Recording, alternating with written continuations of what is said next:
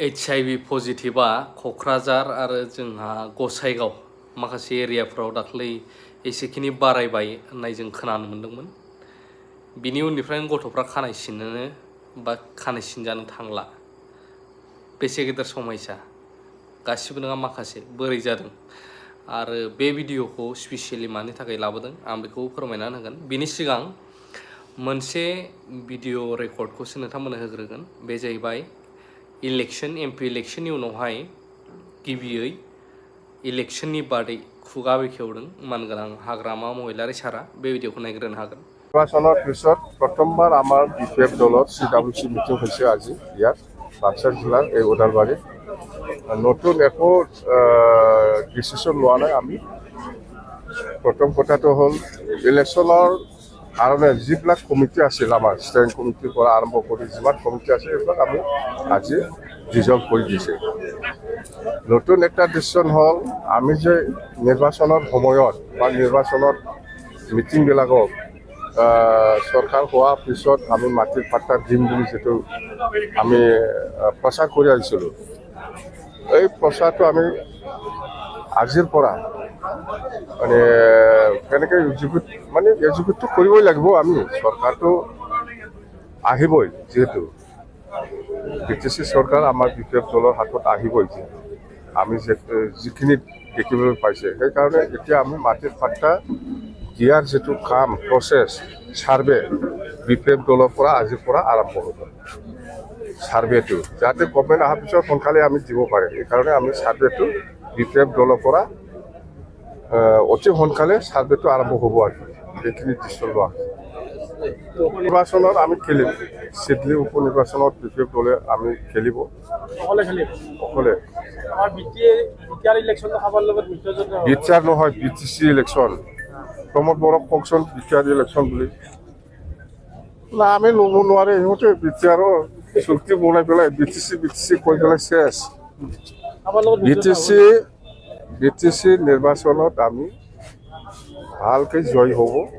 এইবাৰ MP ইলেকশ্যনত UPPL কেনেকৈ জিকিছে ইহঁতে নিজে আচৰিত। বোমা ফুটাও দেখিছে আপোনালোকে। UPPL জিকাৰ পিছতো বোমা ফুটাব পৰা নাই, কি কাৰণ? ৰহস্য আছে। গাহৰি মাংস খাব পৰা নাই, বোমা ফুটাব পৰা নাই, মাছ মাংস খাব পৰা নাই। ইয়াত কিবা নিশ্চয় কিবা একটা আছে।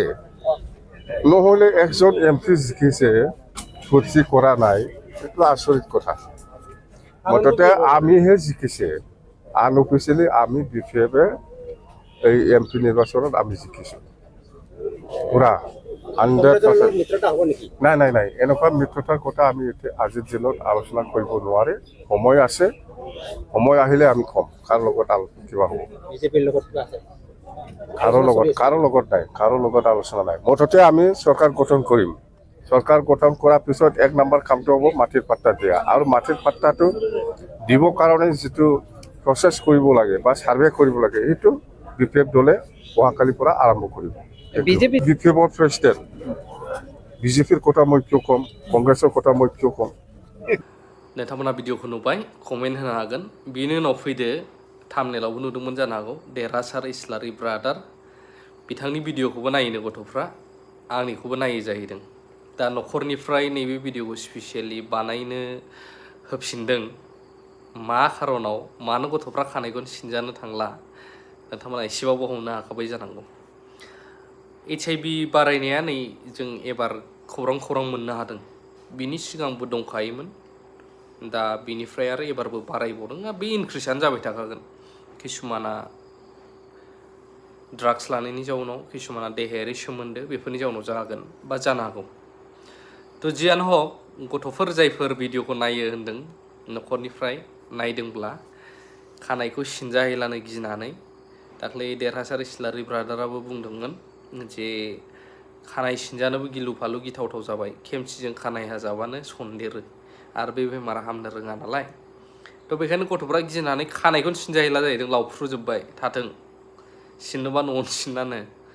नाथाय नापितनाव बा सेलुनाव सिनजानाय नंला, सिनजाया थाङा। भिडिअखौ नायोनो फुरा थोल गिनानै थाबाय।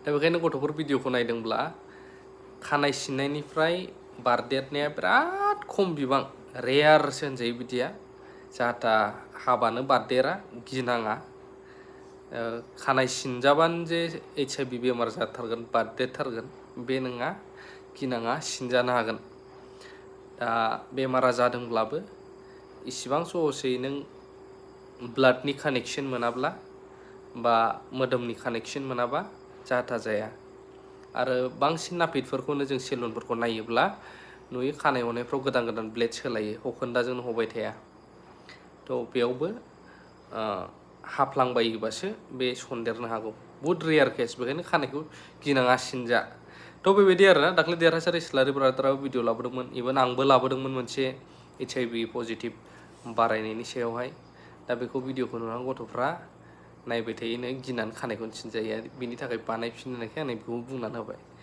थ' कमेन्ट होनो हागोन आरो सांग्रां जानाया गाहाम नट अनलि क'क्राझार गसाइगाव बा आसामावल' जादोंमोन नङा दङ बेफोरो मोनफ्रोमबो स्टेटआवनो थाखायो आरो बेफोरखौहाय रिउमार खालामा बियो मेनलि डिस्ट्रिक्टनि जाय डिस्ट्रिक्टखौ मेनेज खालामो बिसिनि आखायावल' रिपर्टफ्रा बांसिन थायो आरो हस्पिटालनिफ्राय बिसिनि आखायाव थाङो बिदि स्प्रेड खालामलाबाया खिन्थु खिथायोब्ला बहुद ओंखारनो हागौ मोनफ्रोमबो स्टेटआवनो मोनफ्रोमबो डिस्ट्रिक्टफ्रावनो थायो नाथाय बेफोरखौ हाइड खालामनानै दोनखुमानानै आरो मुंबो बुंनो मोना आरो सोर जामारदों बेखौबो बे बेमारजों सोमोन्दो मोनसे साननो गोनां बायदि आरोना थ' बेखायनो बाराबो गिनाङा गाव गाव सेफ साबधान जानानै थाबानो जाबाय थेंक इउ भेरि माच फर वाचिं लाभ इउ अल